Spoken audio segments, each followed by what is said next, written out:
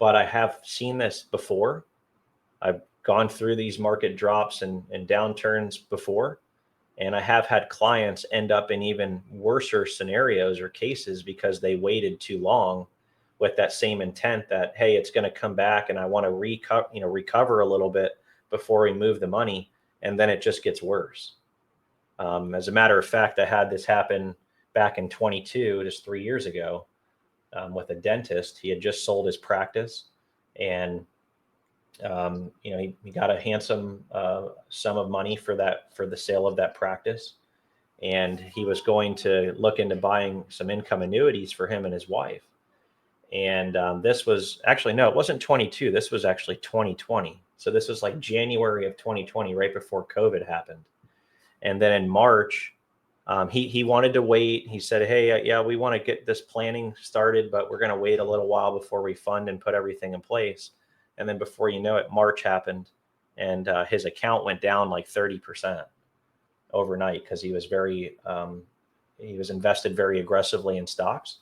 And so, long story short, what did he do? Out of fear, he cashed out at the low point of the market, like literally like March 17th or something. I don't remember the exact date of the lowest point, but it was right around there.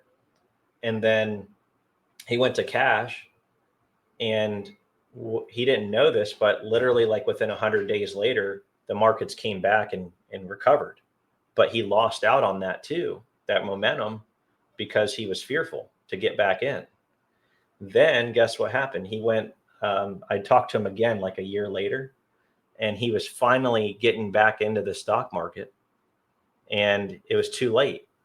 And that was when that huge market eruption happened, where everything came back, and then it soared through the roof because of all the money that was being printed that ended up being back in the stock market. So he missed out on the recovery, and he missed out on all of the growth, and he was stuck with still 30% less in his portfolio a year later because he was reactive and not proactive.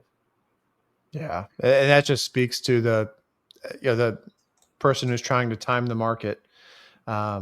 There's never an exact science. And the thing I always say is your crystal ball is as good as mine. They don't work very well. Nobody can predict the markets. I don't care who you are. You can be the best advisor in the world, and they will tell you that they don't know what the market's going to do tomorrow. So that's where that planning comes into play. We have to have a plan for the rainy day. Even if those rainy day chances are very slim, it's better to have a plan than not to have one, right? So, you look at these recent events in the last few weeks, $4 trillion lost in the markets. And these are people that are dependent on that money to generate their income in retirement and serve all of the other goals and objectives they have. You go back to March 2020 and the COVID crash, and the market dropped more than 30% in just a few weeks then.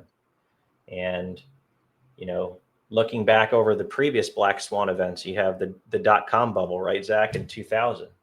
Yeah. I mean, if you look at that, that's what, 7 years it took for the market to recover there. Then moving forward, go to 2008. We were all a little bit too well aware of what happened in 2008.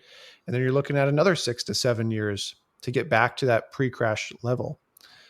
That's a long time, especially, when we put in that window of what that retirement time frame looks like. Is that 2 years? Is it 6 or 7 or 8 years that we start planning for it? Let's not forget just the emotional roller coaster that we go through, whether that's fear, greed, regret, or desperation, like what you had mentioned. And that affects not just, Mr. Jones, but also affects Miss Jones, and what's the planning for the two of them. So those emotions, like you had mentioned in that client scenario, often lead to poor financial decisions, just because we were acting on raw emotion.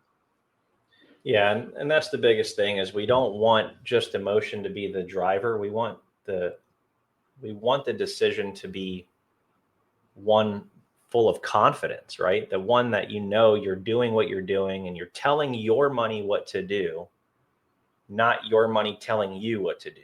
Like, that's the biggest difference in being proactive and reactive. Is if you're proactive, you're telling your money what you want it to do for you. And when I say that, I mean formulating a plan, putting an income plan in place, putting a growth plan in place, putting a legacy plan, long-term care plan, et cetera, liquidity plan, putting those things in place. And you're telling your money what to do with that planning and being proactive versus reactive, where you go down these the drops in the roller coaster being the market, right?